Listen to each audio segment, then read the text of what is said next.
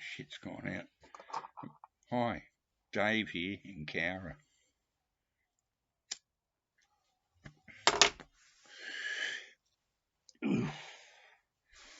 Inspired by Ben as usual, Ben Rankins.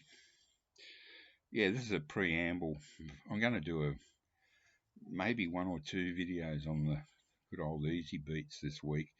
I'm going to have to go through all my bloody vinyl and CDs and DVDs and sheet music and top 40 charts and sort of collate it and make a couple of sort of halfway decent proper videos about our beloved Easy Beats.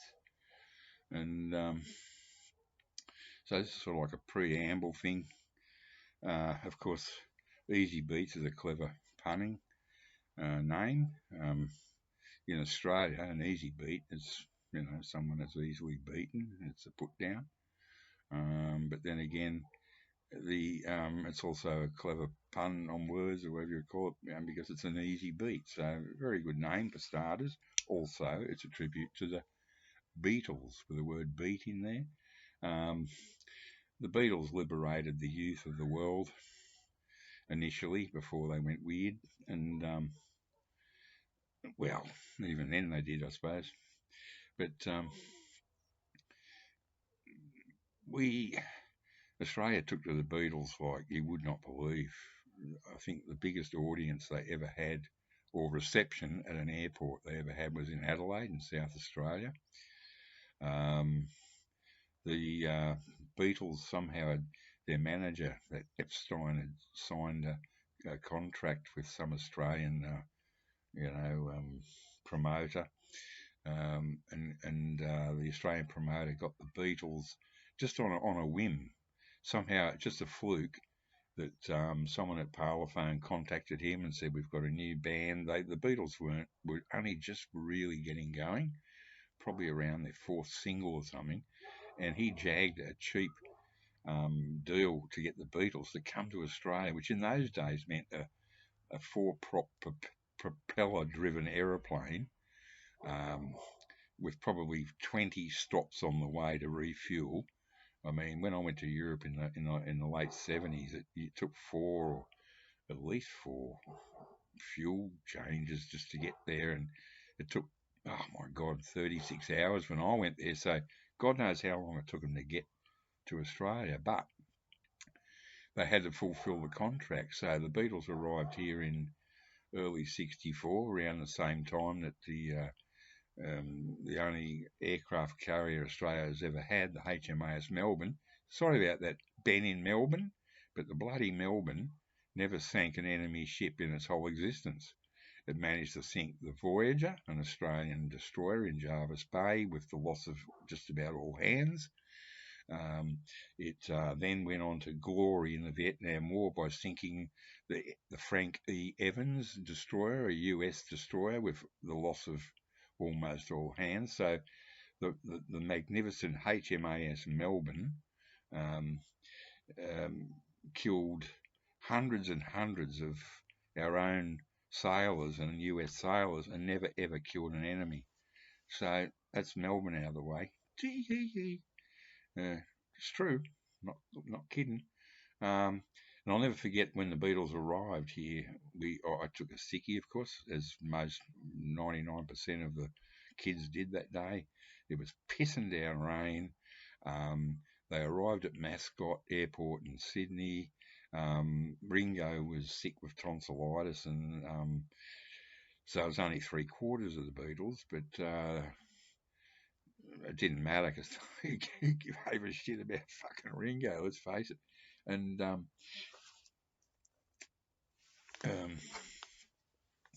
trying to do this before any of my drug dealing neighbours start their weekend party.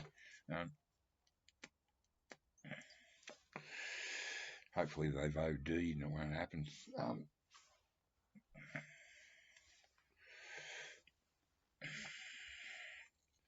Yeah, black and white TV, 64, early 64, pissing down rain. They arrived with umbrellas, and their umbrellas blew away. And there was a huge crowd in Sydney for them because the weather was so shit. It's amazing how many showed up for them. Um, and so they came down.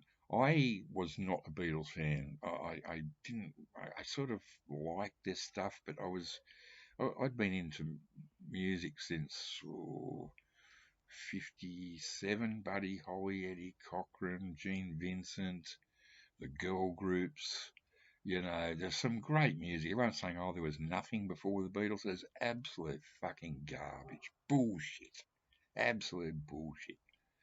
So we won't go into that. But so I was a bit sort of like, oh, yeah, they're okay. Um, but their fourth single, I Want to Hold Your Hand, that one sort of got my attention.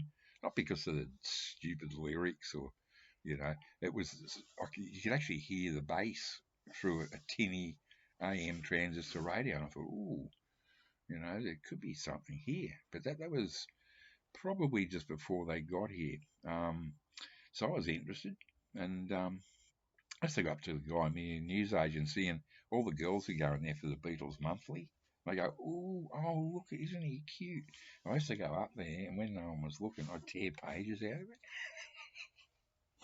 I'm sorry, di- di- um, diverting there. Yeah, so they arrived in Sydney around the same time, roughly the same time as the good old HMAS Melbourne sank the Voyager in Jervis Bay under the command of a notorious fucking alcoholic.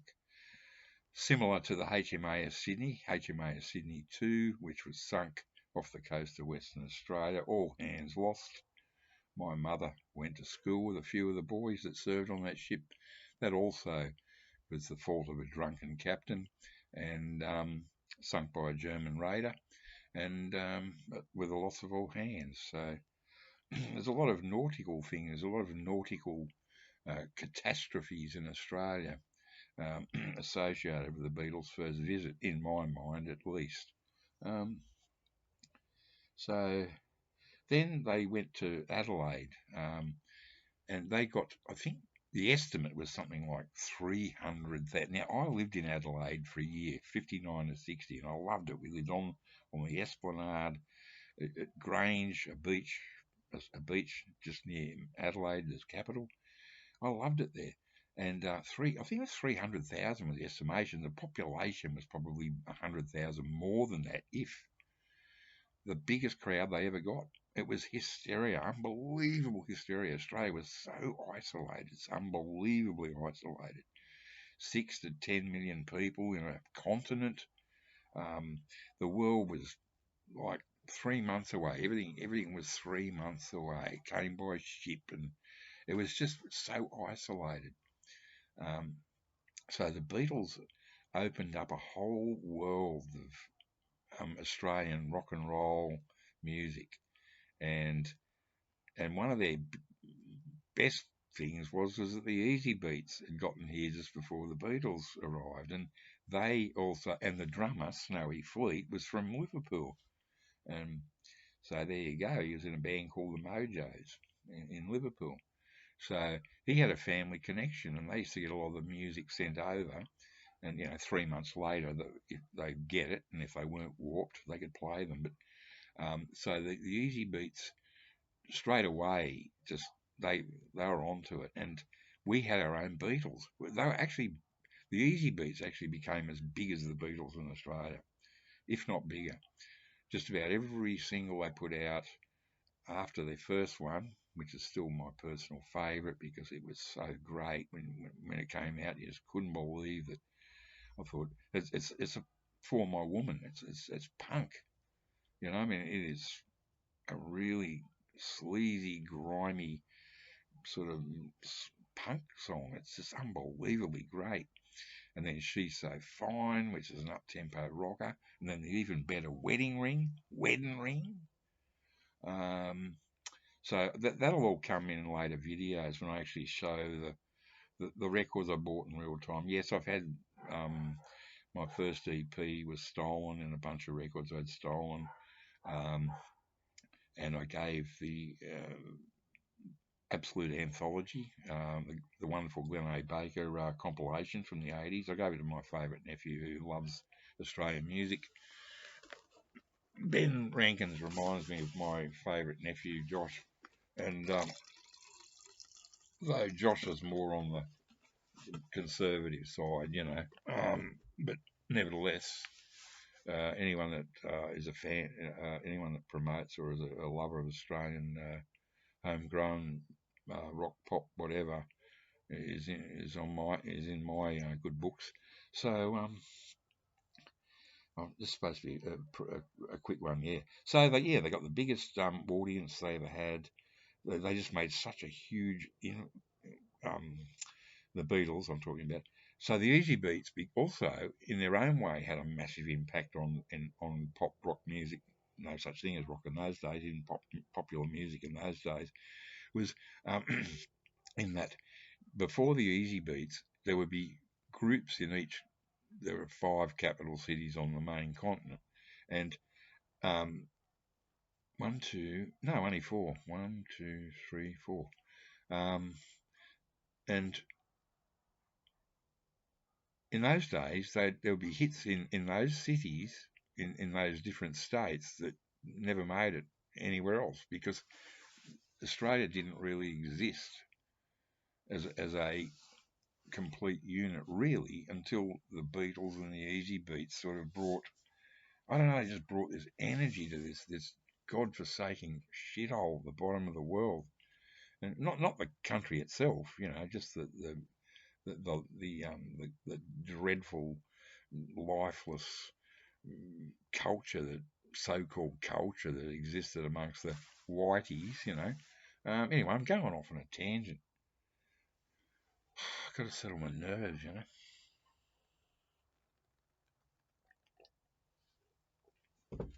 So,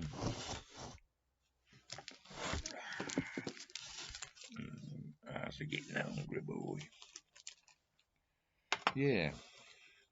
So anyway, this is silly. This is a preamble. It's already 12 minutes, so I'll get on with it. Yeah, so the Easy Beats, just like, oh man.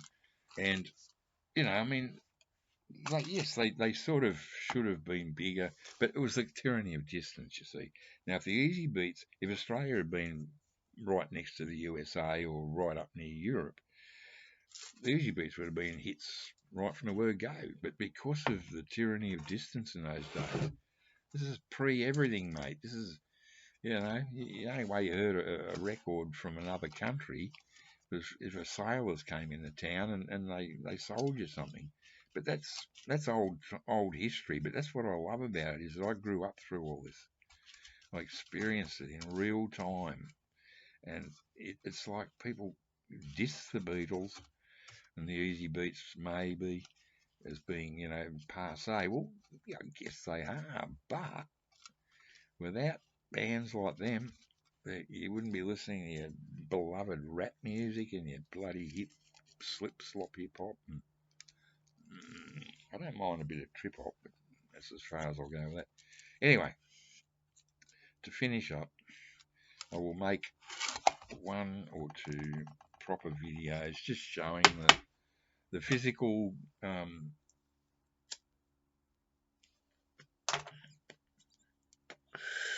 mementos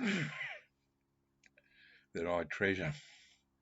Anyway, so that's a pre thing. Almost time for my vindaloo chicken. Bye for now. See you, mates.